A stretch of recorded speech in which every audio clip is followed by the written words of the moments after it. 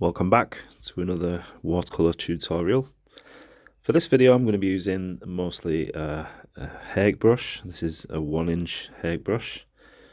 And then for my other brushes I'm just keeping things simple. I've got a mop brush, size 2 liner brush, and then a couple of small rounds. So if you stick around, I'm really going to be showing how easy it is to accomplish a painting like this. And it doesn't really matter where you're at with watercolors, whether you're experienced or if you're more of a beginner.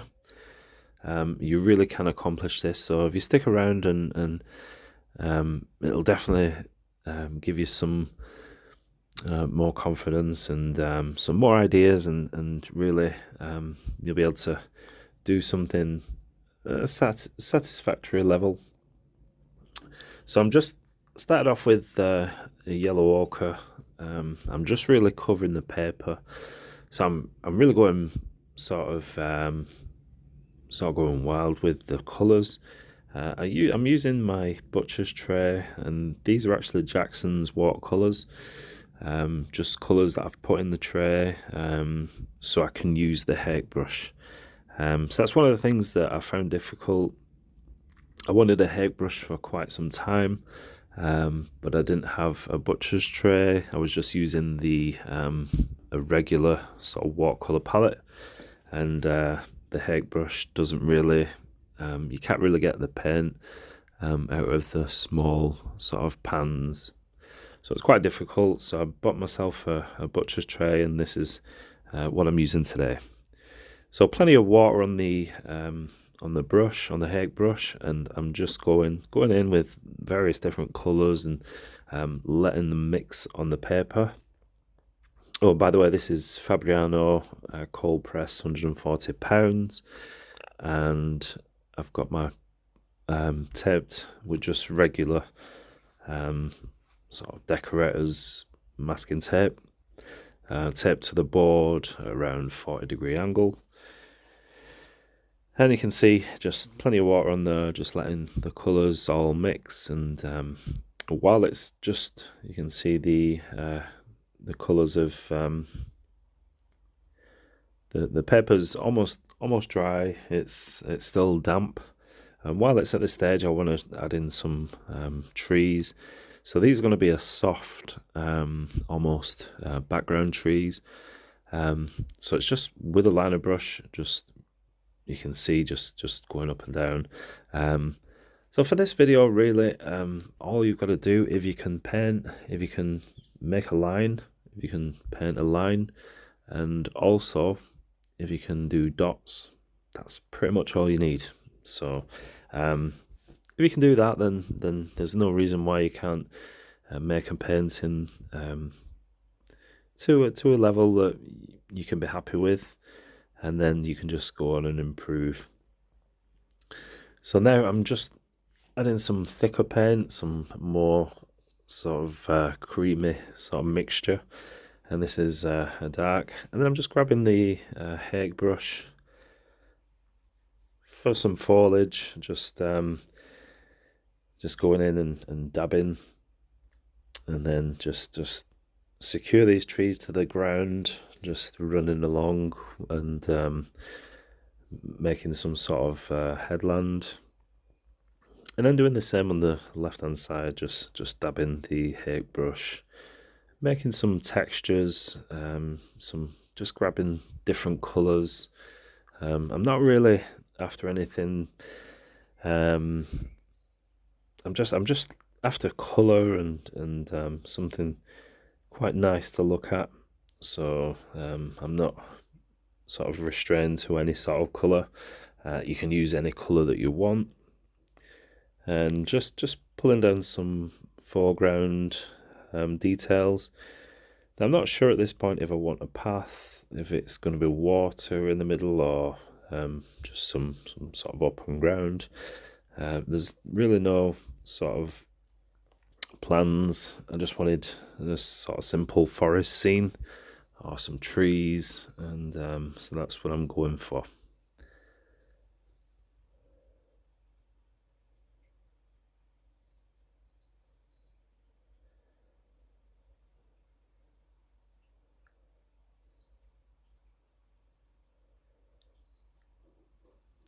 So again with the rigger brush, just you can see almost flicking up and down, just making some branches, some sort of sticks and twigs and all this sort of thing going on.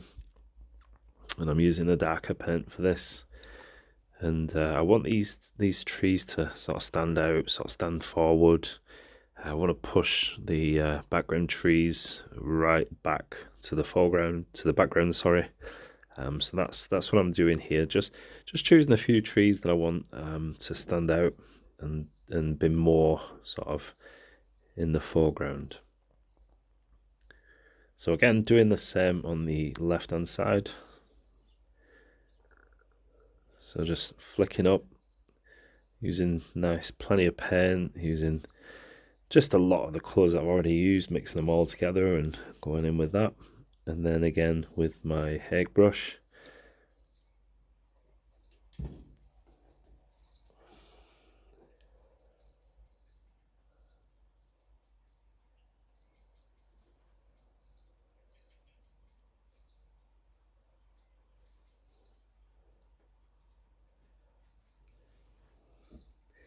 So for those of you who are new to watercolor, more of the beginner stage, it really is this simple.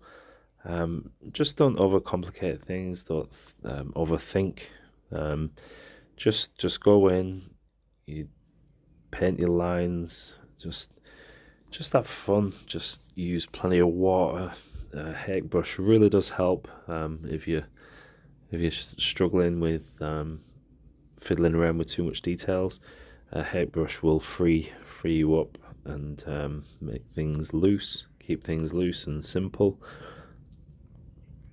And then it's just a case of some liner brushes and thinner brushes just to get your tree trunks and branches. You can see, and you can really take as much time as you want with this. I did actually spend quite some time doing this. A lot of the painting is actually not been. I didn't record. At this point, I decided I wanted to add some colour to the middle, and I just went in with some yellow ochre, just like that. Just whacked it in, and just see how that turns out. I think it turned out quite well, so I'm quite happy with that. I'm using all different colours in the trees now. You can see, even touched into some red, and then knocked it back with a bit of sort of grey and burnt umber and a blue, just to take the red, just to knock it back a little bit. It was a bit too bright, but I'm using sap green, using yellow ochre, using even lemon yellow and blue for the darker tones. And a lot of this I am doing with my rigger brush because I want just fine sort of details for the leaves.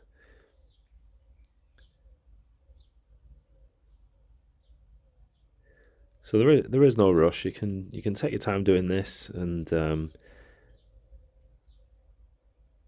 it's quite therapeutic. You can use all your different brushes. You can try different colours, different paints.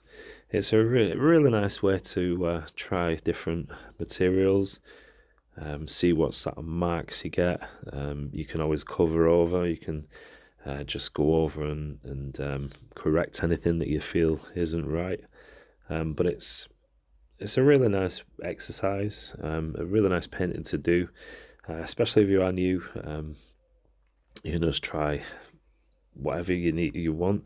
You can paint with anything, pick up anything. You can use your finger. You can use anything you want. You can put rocks in the foreground, scrape them out with cards, anything like that. But I think that the basic thing is, if you can paint a line and you can do dots, and that's pretty much all you need to get on your way to begin to create a realistic or something quite satisfactory as a forest scene or trees, woodland, anything like that. Now I'm just going in with a little darker tones just to make these trees in the foreground stand out a little bit more. And you can see as I add the darker paint, it really does make these paintings come forward. And that's one of the things that you can do in watercolor. Anything you want to stand out or bring forward, add darker, more saturated paint. And then in the distance you want to sort of use more water and faded sort of watery colours. And there is no rush. There is no you know, just take your time. Just use whatever colours you want. It really is quite fun. Really quite liberating to do this. So yeah, drop me a comment in the comment section. Let me know what you think. Let me know if you're going to have a go at this sort of painting. Now for this, I wanted to add a couple of silver birches. I do love silver birch trees. I thought I'd just add a couple of those in. So for this, I'm using white gouache, just an opaque white paint, and just popping in the tree trunks so you can see them. Just added a little bit of difference to the scene, and quite nice to look at. Just adding a few little flowers, just some random sort of dots in the foreground. And I wanted to add these white paler dots into the really dark paint, so that helps things stand out as well. So that's something you can always remember if you want to add something, and add something light, make it like near a darker part of the painting, so it just gives that nice bit of contrast. And now just taking away the tape, and you can see what the painting, how it looks with a nice clean border. And there we have it. I hope you like this painting. I hope you have a go. Feel free to leave a comment. Give us a thumbs up if you like this video. And yeah, why not give it a go? Really simple forest scene, using lots of different colours, using the hake brush, a rigger and different rounds. But that's it. Thanks for watching, and I'll see you again in the next video.